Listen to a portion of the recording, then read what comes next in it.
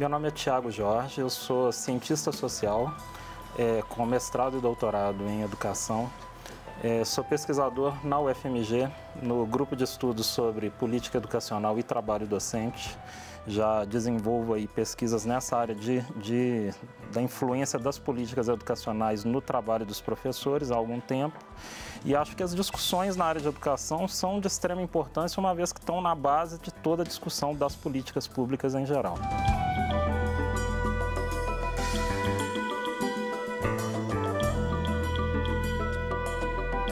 Meu nome é Rúbia Silva, eu sou especialista da educação básica, trabalho atualmente como supervisora pedagógica e sou diretora da AMISP, Associação Mineira de Supervisores Pedagógicos.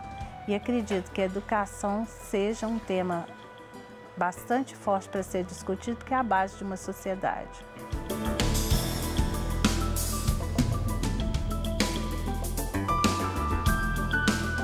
E eu sou Jorge Stacanelli e bem-vindo ao Horizonte Debate.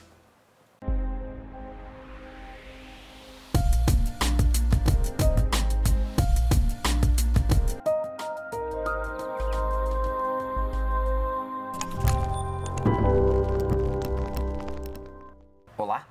São vários os desafios enfrentados pelo Brasil na educação básica. O PNE, Plano Nacional de Educação, que completou 2 anos em junho deste ano, traz 20 metas de melhorias para todas as etapas da educação. Nenhuma das metas de 2016 foram cumpridas. E até o final da vigência da lei, em 2024, o Brasil percorrerá um longo caminho para cumprir todas essas metas. O Horizonte Debate de hoje discute sobre uma possível reforma na educação do Brasil e os seus desafios. Professor Tiago, por que é tão difícil falar de educação? Ou o contrário? Eu acho que quando se fala em educação, acho que na própria apresentação da Rúbia ela falou, é um tema básico para a construção de uma sociedade.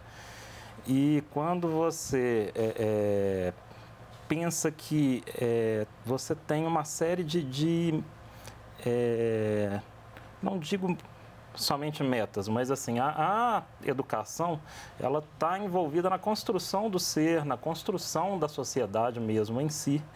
E quando você trabalha com um elemento tão importante, ou seja, você tem desde a formação para o mercado de trabalho, você tem a formação do próprio cidadão em si, né? Sempre que você trabalha com uma temática tão ampla, uma temática tão básica, uma temática tão importante, não é?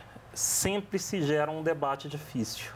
E aí você tem uma série de desafios a serem cumpridos aí que estão, né, presentes tanto do ponto de vista econômico, do ponto de vista social, né, e que tudo está diretamente ligado com a educação. Esse lançar-se ao abismo que o Tiago está colocando, Rúbia, nos dá uma impressão de que nos perdemos muitas vezes.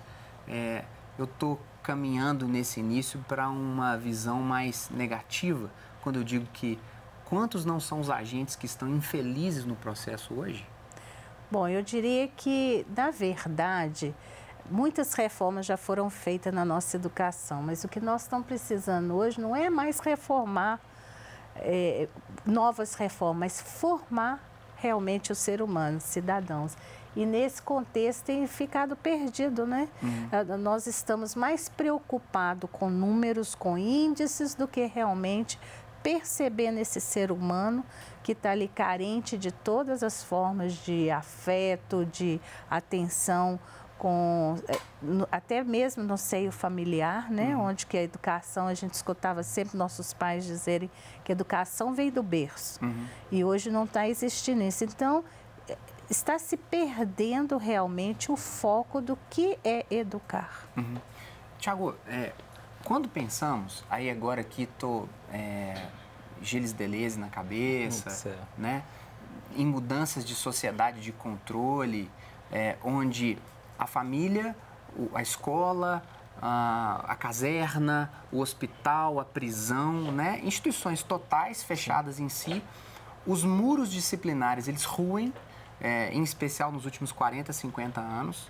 Então, a família ela toma uma nova configuração, a escola toma uma nova configuração, o Estado toma uma nova configuração. Se os muros disciplinares eles caem, teoricamente teríamos na escola mais liberdade, como é de fato, teríamos mais respeito, professor não põe a mão em aluno mais. Rúbia, a palmatória era um instrumento muito comum, errou a tabuada do 2, você vai tomar uma palmatória, né? Por quê? Eu vou insistir nesse ponto. Por que os agentes estão infelizes? Pais, alunos, professores cada vez mais adoecidos, por quê? Você tem aí, se você pegar as reformas educacionais mais recentes, são reformas que priorizaram, acho que um ponto que a Rúbia colocou que é interessante, é um foco muito grande somente nos resultados. Você tem uma série de, vamos dizer assim, bandeiras históricas dos movimentos ligados à área de educação, tais como autonomia das escolas, maior autonomia para definição de conteúdos, autonomia para definição de gastos orçamentários e, ao mesmo tempo, autonomia dos agentes ligados à escola, que dentro dessas reformas, da maneira como elas foram feitas, você focando somente em uma série de resultados a serem alcançados, uma série de metas, isso se distorceu, né? Essas bandeiras históricas. Você tem, por exemplo... Só para traduzir para as pessoas, Tiago, você está se referindo a uma educação que é voltada a melhorar o IDEB, simplesmente? Sim, quando você seria uma educação voltada a se ter o conceito de qualidade somente vinculado a melhorias nesses índices, por exemplo, no IDEB, PISA, né, que é uma avaliação internacional. Sim. E quando você reduz a discussão somente a isso, você está deixando de lado uma série de outras demandas sociais. A gente tem uma sociedade com demandas muito diversas e que muitas vezes essas demandas recaem sobre as escolas.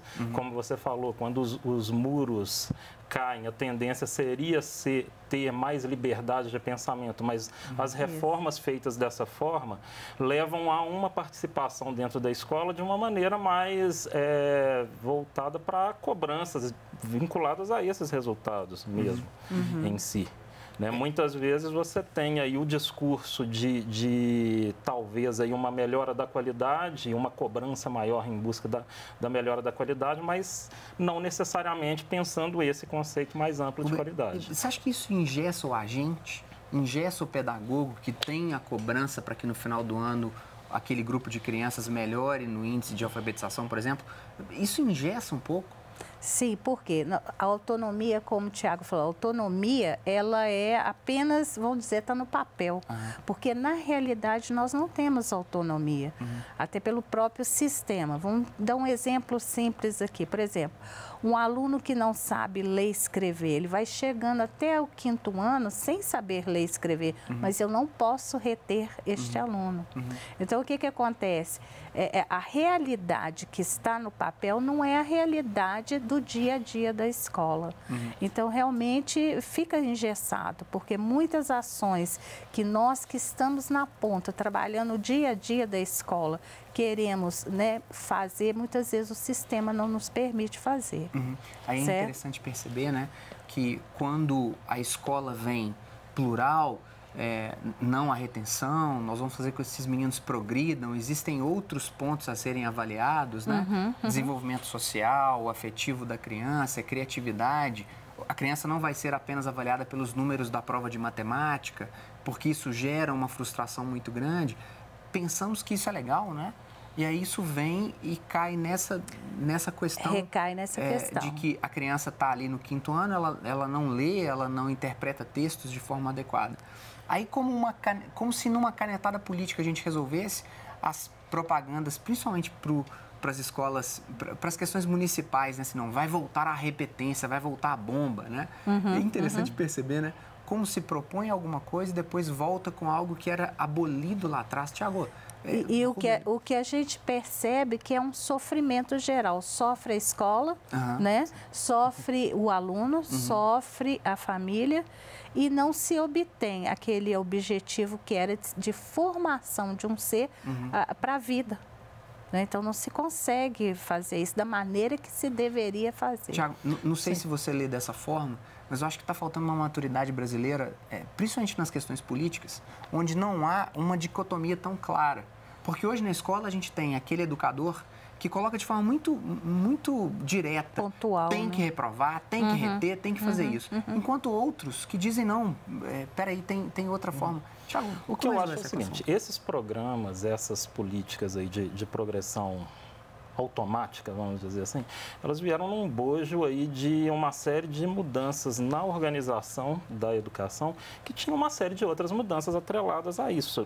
A ideia não seria somente uma progressão automática, mas uma formação feita de uma maneira mais integral, com formações no contraturno, complementos de formação, aulas de reforço, programas culturais. Então, assim, se pega programas extremamente amplos, né, que tem toda uma visão de se transformar a educação em uma série de práticas mais integradas, mais integrais, igual eu falei antes, levando em consideração todo um contexto cultural, atividades mais ligadas à diversidade de contatos que aquela criança tem dentro da sociedade. E no final das contas, assim, quando se chegou na prática, né, você tem aí uma série de problemas, tanto estruturais da educação, quanto também deficiência de formação de professores e de profissionais para trabalhar nesse contexto mais amplo.